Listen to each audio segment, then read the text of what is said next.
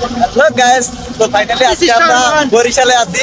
বরিশালে এখন চৌমাথা পাড়াইয়া আসতে ভিলেজ পার্কের দিক যাচ্ছি। তো হচ্ছে ভাই সিরাজুল ভাই, আপনার মনের অবস্থা কেমন? ভিলেজ পার্কের নাম শুনে কি অনুভূতি আসতেছে? আমার যে মনে যে অনুভূতি সেইগুলো যদি আমি ঢালিয়ে দিই, বরিশাল কিন্তু ডুবে যাইতে পারে। অলরেডি বন্যার কিন্তু আভাস চলে। তো আমার কিন্তু ক্যামেরা ঠিক মতো দেখা যায়, আপনারা কইয়েন।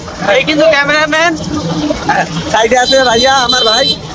অবশ্যই ভাই, আপনার অনুভূতি কি আজকে ভিলেজ পার্কে? আমার অনুমতিটার কথা আর কি কমু আপনি ওনারে কয়। আমার অনুমতি ছিল একটু ছোট কক্সবাজার দল, হ্যাঁ ও কোনদিন নিয়ে পারলাম না, এই লইয়ে যায় বেলেস পার্কে। কারণ আপনারাই কন ওরা কামটা কি ঠিক হলো আমার সাথে? মোটেও কিন্তু ঠিক করে নাই। এইটার জন্য এইগুলা কি কয় বুঝছেন? এইগুলা কয় বরিশাল আইছো বইয়া, বরিশাল আইছো তোমরা আমার কথা মতো শুনবা, নাইলে কিন্তু তোমাকে গুম করিয়ে দেবো।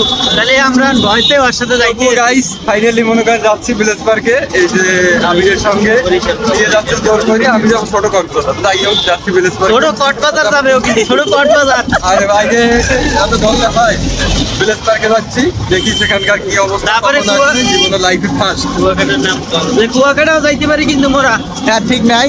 তো যারা যারা আমাদের সাথে আছেন এভাবে পাশে থাকবেন, আর ভিডিওটা সম্পূর্ণভাবে শেষ পর্যন্ত এভাবে দেখতে থাকেন।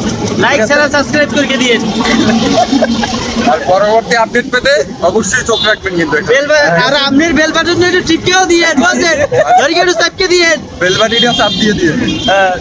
তো ভালো থাকবেন। হাই।